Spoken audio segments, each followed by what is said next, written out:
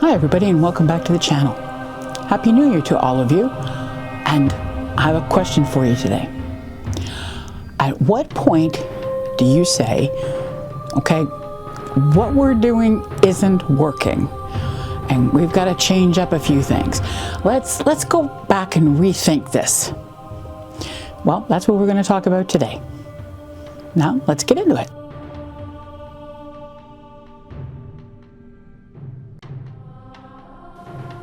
Mr. Mayor, members of the council, good evening. I am Mike Thomas. I'm here to speak to item 6.1. First of all, for the members of the community that are watching and for yourself, I want everybody to understand that this report is much of a gut punch and a shock to you as it is to the rest of the community. There's a lot of animosity been displayed online, and hopefully tonight with Dr. Tingley here, a lot of that can be put to rest.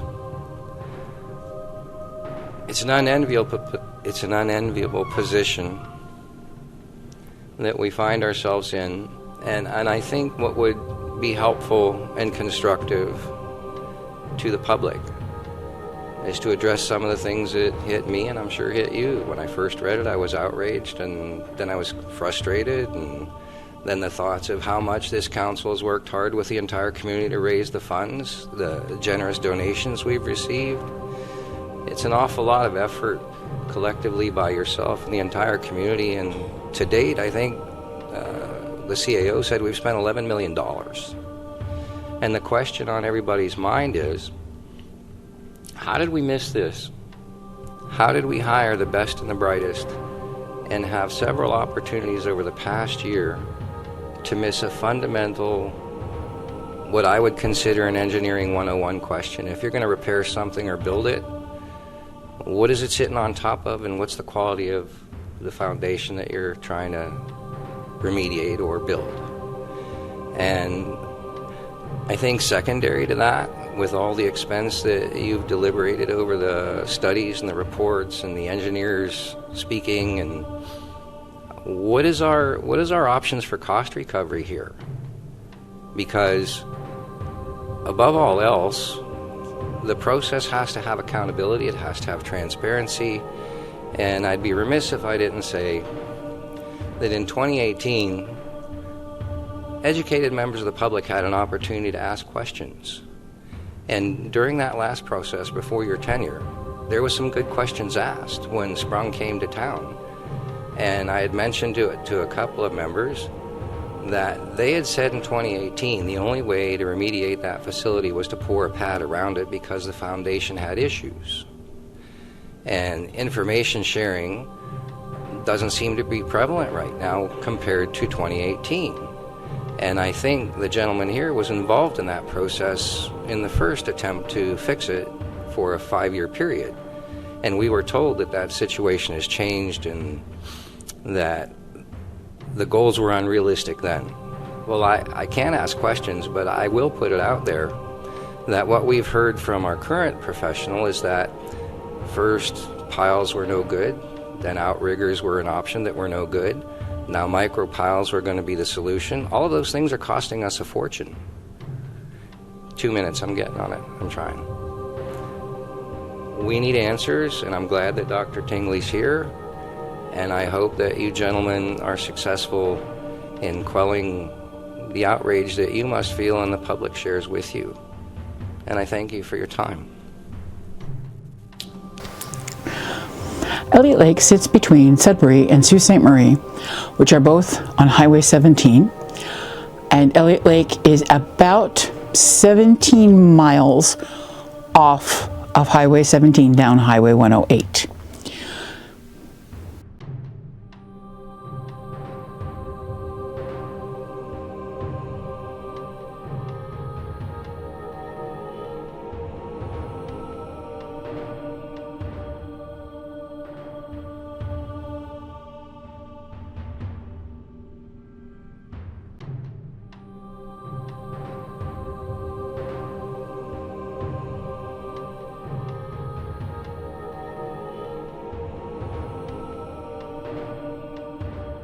Through you, Your Worship, I've got a couple of questions. A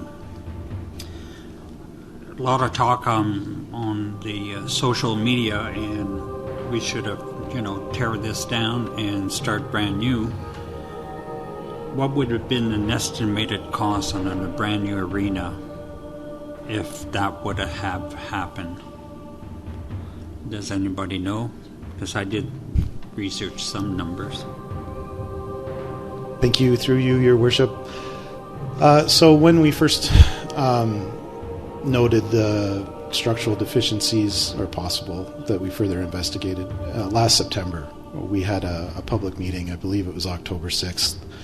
Staff put some work into a public presentation at the Collins Hall, and at that time we had, I believe, made an estimate of $18 million for a comparable facility. Now, that number was drawn from previous reporting that had been done in 2022 when previous council had been investigating different options for, at that time, consolidating our recreational facilities, and replacement of a facility similar to the one at the Rogers Arena was found to be $18 million. Those are pre-pandemic figures. I don't think I would put much weight on that value right now. And I think this is a good question. I know it's an obvious question that people want to ask when it's like, well, if we're going to invest a bunch into a used building, and let's say that we were hoping that we were going to be investing a third of whatever a new building would cost. I think there's a bunch of moving targets there. A new building we would have to specify, and it's a bit like saying, how long is a piece of string? What kind of arena do we want to put back if we had a new building? I think all of you can remember previous councils spending a considerable amount of time even just deciding where they should put a facility like this, let alone how we should specify it out. So with that line of thought, it's a bit of I don't want to mischaracterize it as a meaningless question, because it is worthy of being asked, but it's a difficult question to answer because it comes down to what would you like. But more meaningful is that this council will see in the coming months, staff has been working on infrastructural renewal costing for emergent projects with JCI. We all signed PDAs with them last spring. We're seeing costing come together that is substantial with respect to what the city can afford. And the question of whether we should be fixing this arena or buying a better one is frankly misguided. The question that we've always faced when presented with this conundrum with the arena is, do we fix this arena or do we not have an arena? I mean, really, that's the position that we're in. And I also believe we've made that choice already. So I understand the question. You're trying to compare, really it's money spent that we are already pursuing this project. You can second guess all you want. Social media, I'm sorry. I don't follow it. I apologize, but that's my feeling on that topic as well. Okay, go ahead. I understand that. And so a second question, through you, Your Worship. On the timeline here, it says that WRD issued occupancy letter in November 2024. We know that the inside was all done, ready to go. Do we need to wait for the outside mobilization to get into the arena? Or can we go ahead and go inside and do the other stuff later on that's going to come up in the new year? Thank you. Through your worship, I apologize. It was October 11th. I formatted these dates in a way that most people probably aren't accustomed to.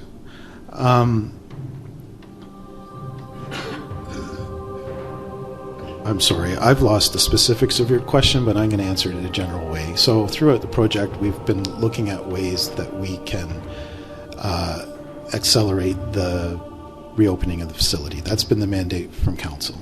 And in that process, we've been coordinating vendors and design consultants and city staff operations to meet that objective. And some of those efforts had constraints on them and some of them don't. So one of the constraints that we did have was that our vendor, Johnson Controls, that is looking after the roofing at the arena, was only able to put boots on ground to do work to the exterior, which is, I believe, your question, on the roof, with assurances that the building was structurally sound enough to do so.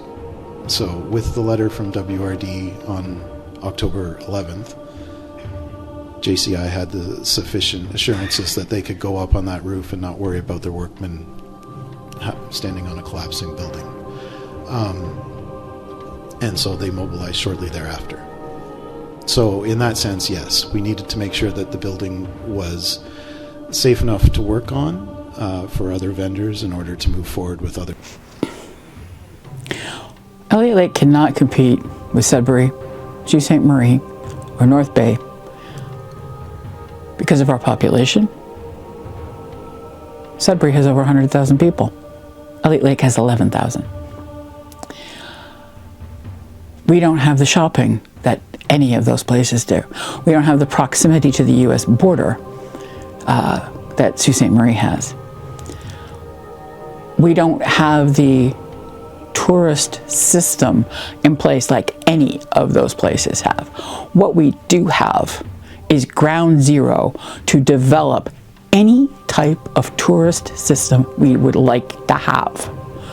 Why don't we want to be the accessible tourist destination in northeastern Ontario? Why are we not, now that we have reached ground zero because we're developing a new old arena, we have done the exact same thing with our swimming pool and center, and we have to put up a new pergola, so to speak, in our main park, and we've had the mall collapse, and we've had the civic center collapse, so we have no place for entertainers to come and do concerts, and we don't have any shopping. We've got 2 grocery stores, but as far as regular shopping, we don't have a theater for movies. So why are we not, seeing as we're at ground zero, saying, what are we going to do? Let's do something that no one else is doing. Let's attract a group of people that are seriously underserved in Canada, let alone Ontario, and let's bring them in. We've got summer sports, we've got winter sports that we can make and create adaptive spaces for, and have these people coming in with their families and being able to serve them properly. We can also have these groups come in and help us do assessments of what we need to have. Where do we need to go? How, if, say for example, as we are right at this moment, taking an MOU approach to changing the trails within the Spine Spruce Beach corridor in order to be more effective biking trails. They're supposed to be multi-use. They're going to be biking trails, right? So why not make them accessible biking trails, and then invite the paracycling people to come in, ride them, have a competition, have a display, have a whole shooting match there, and then ask them to evaluate them, so that we can put up an evaluation on the city's website saying that this is what we got from them. We bothered to go out and get this for you. If you want to do mountain biking, you want to do cross-country cycling, whatever kind of thing, and you have a disability and you use adaptive biking and it interests you and all that, come to Elliot Lake because we have the place for you. Why aren't we doing that? Why wouldn't we even bother to look at it? But we didn't, okay? We don't even have adaptive biking for sale here, adaptive bikes, anything like that. Okay, I don't even know if we could service them here. Nonetheless, we do have a bike shop and we are fixing up things for able-bodied bikers, and that's just great, and I hope it works out. But the fact that we are not doing it for disabled people and we're not including them in this whole rejuvenation of the trails thing is really annoying.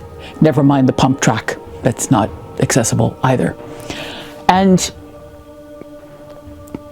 when we're talking about rebuilding the arena that's 55 years old, but because they said the wood will be good, and it was supposed to be between $4 and $5 million to save us money. Okay, and it has so far cost us 11, and it's going to cost more. And I will put up the prices that North Bay, Sudbury, and Sault Ste. Marie have worked on for theirs, and they did get funding. We were promised funding. We didn't get it to do the exact same thing that they want to do. But there were other options available to us even back in as early as 2019. And this whole thing that we're doing now was explored then, but I guess nobody read the stuff and it wasn't even seen as a really good choice back then. But you're taking a 50-year-old rink and turning it into a new 50-year-old rink. And it's costing money and things are happening and it's not going well. And so the junior hockey team that was here has taken leave of absence.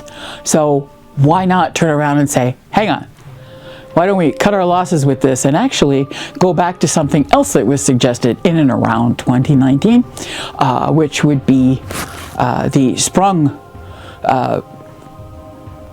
bid to come in with 2 rinks, a curling rink, etc., going on, and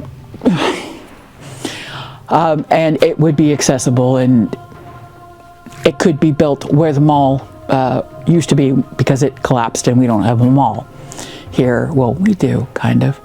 And it would be totally new and but okay, but we don't. And so yet again, accessibility is being put on the back burner. And we had the pool, which ran over and was closed for 2 years, but now that's back in operation, but it was closed down for another couple of days there just after reopening.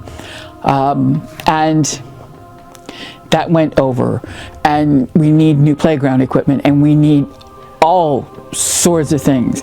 And after talking to one gentleman from Algoma Paddlers, which is canoes and kayaks and things like that, it is possible to have people even be taken out on our water and being shown around and allowed to take part in the enjoyment of what we have here naturally, which is an overabundance of water, let me tell you.